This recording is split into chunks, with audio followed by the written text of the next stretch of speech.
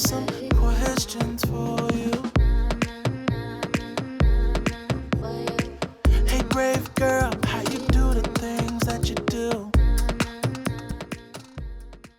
Welcome to the Brave Talk Show. Brave woman, bold topics, nothing is off the table. In today's episode, I want to take a personal take on failed adoption. It's a powerful episode, so if you like it as much as we think you will, smash that subscribe button so you can connect with us on the future episodes as well.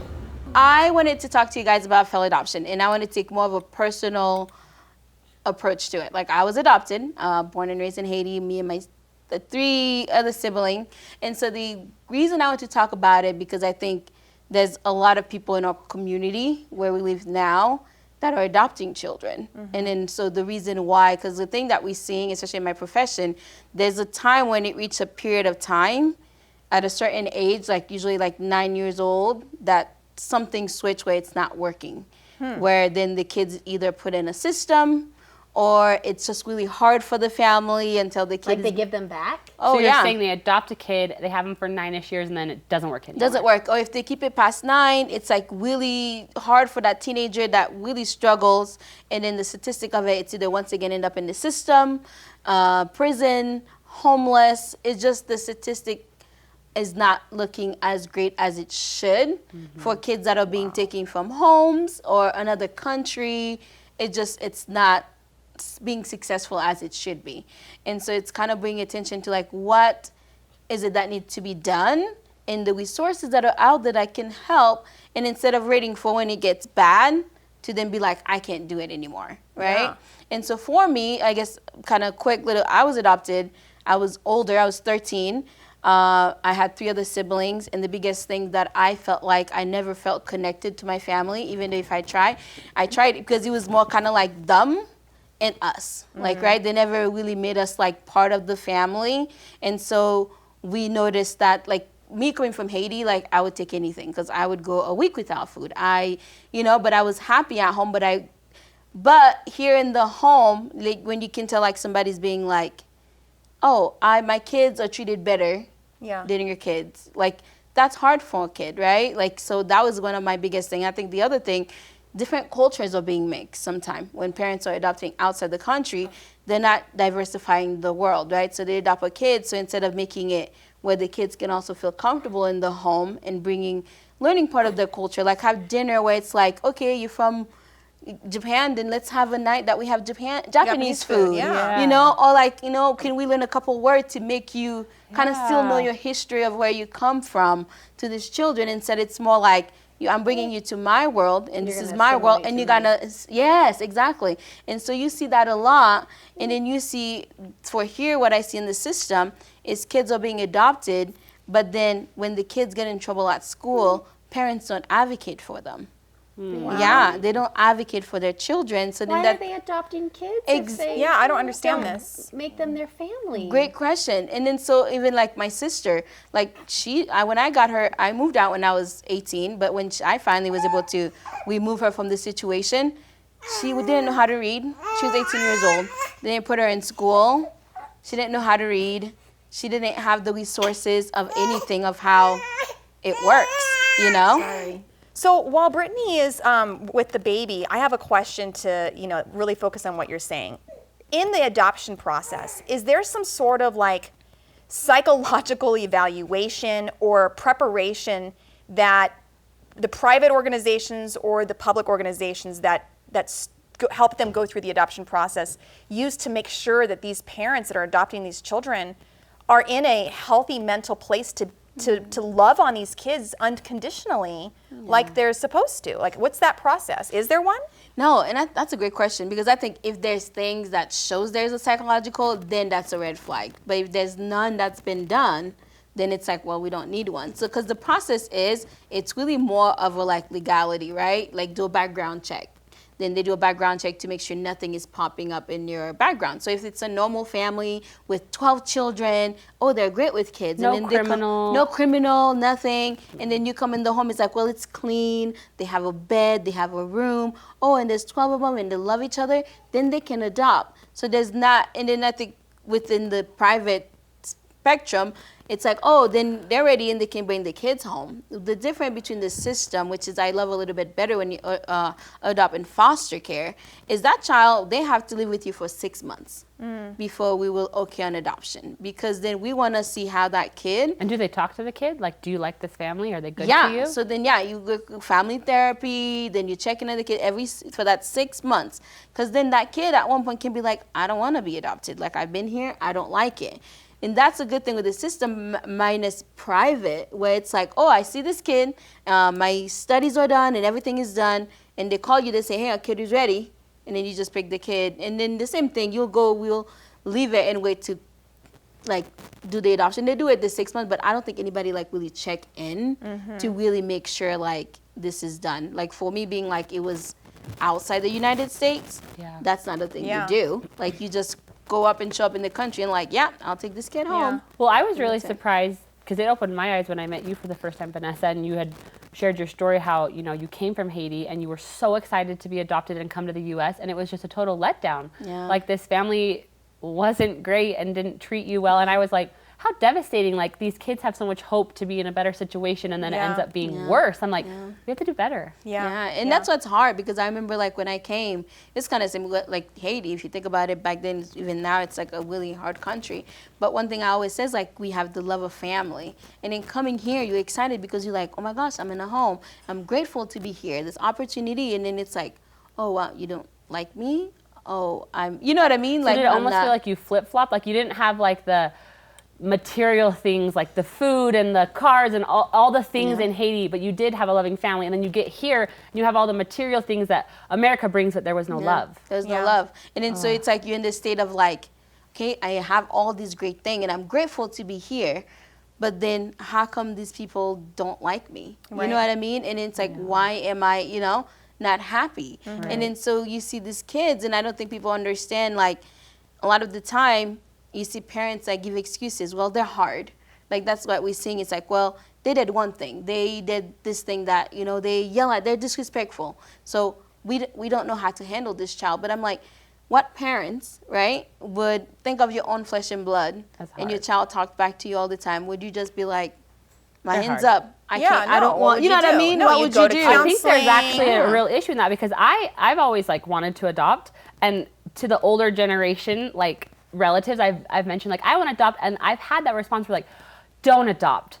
They're always hard children. And I'm like, or you need to, like, fix your attitude. Is this about you, or is this about helping other kids? Yeah. I mean, I haven't adopted, but I've thought about it, and I'm certainly open to it if the right time came, that kind of a thing. But one of the things that when I envision myself adopting, I envision myself doing a couple of things. One, yes, the chances that the child is having some sort of, background experience that they're bringing kind of trauma to, like, depending on when they got adopted. If they got adopted as, like, babies, they don't have any memory, that might be different. But if you might be adopting them at age 5 or 10 or 13, they're going to have some memories and some childhood traumas probably that they're bringing to the table.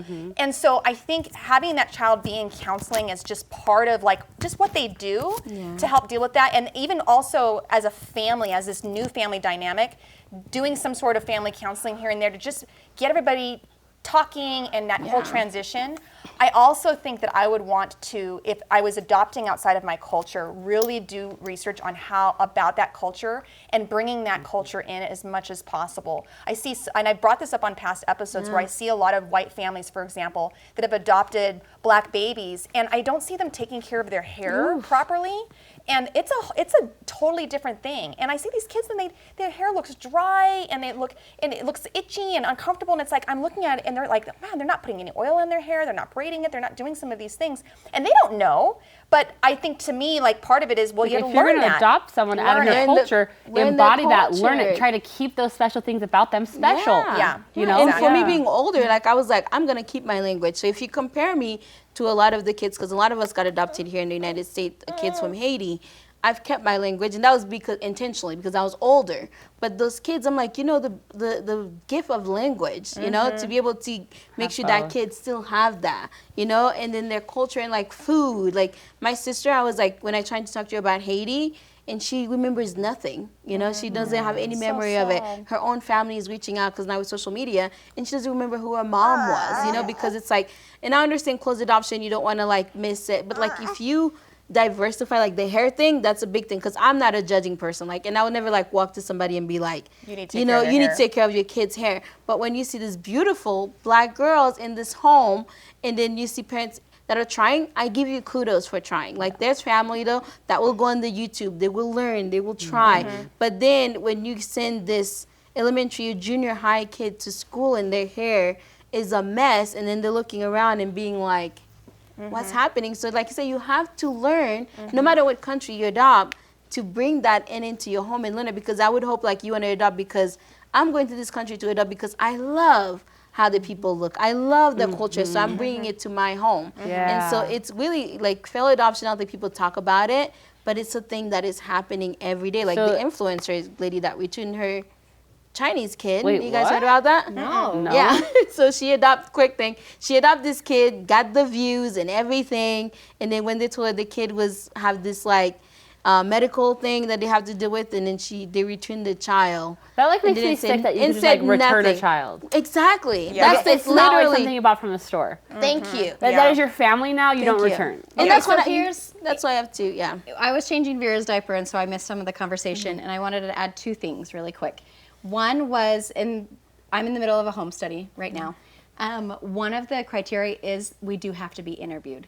We were interviewed on the phone at the very beginning, and they asked us very personal questions that like they get to the nitty gritty, and they need to know everything about you, addictions, everything, and then like they get very personal, and then before you adopt, then you have to have in-person interviews. So my husband and I haven't done this yet, but we will have to go in separately, and then we'll have to go in together. Yes, Vera, I know. And that's when they're supposed to be able to find out if you're good.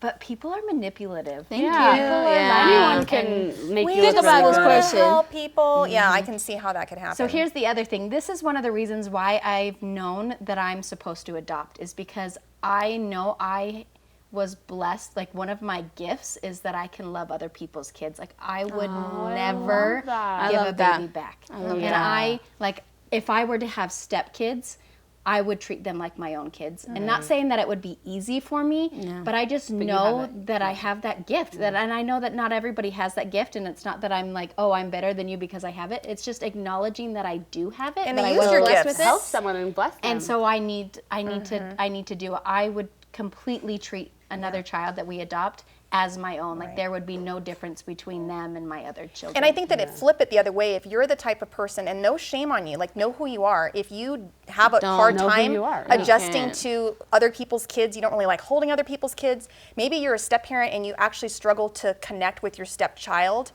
that's signs that, you know what, you probably shouldn't adopt, and that's okay. That's okay. Yeah. Know it. Because it would rather be better to know that you're not the best candidate, and that child can go to a home that's not going to be returned. Yeah. Yeah, exactly. Because Yeah. like you said, it because it doesn't affect the child for the rest of their life. The rejection. abandonment issue that course. you see, yes, Yeah. because the beginning, even if it's for good circumstances that the parents give them up, We still but have then that. now they've already have that abandonment issue, and then now this person's like, especially when they put them in the system. Like, I've had, just a last point, I've had kids that are put in the system to get help and get resources because the family doesn't have the resources, which is great. But then they will quietly walk away, don't say nothing to the child, and then as a person, you have to tell this child, like, yeah, sorry, yeah, you can't go back home. That makes me want to cry. And that itself, like, for my job, that's always the hard part, because I can, like, being adopted, I'm just like, okay, so how then do we help you see yourself as someone that has value? And so, like you said, you have to know yourself enough to know, like, can I love another person that is not my own blood before I go into that? Yes. Not to help make the world a better place, but can Just, like, I get emotionally aware with yourself. Yes, if I can do that. Because I think even being adopted in general, even if you are adopted into a healthy home that loves you, you're going to have long-term something because you're adopted in the first place. Questions or- Yeah. There's going to be identity things that just come up just because you're adopted, even if it was into a healthy family. So already know that when you're adopting this child, that they're going to have identity issues over the Down the course of their road. life that they're going to have to go through.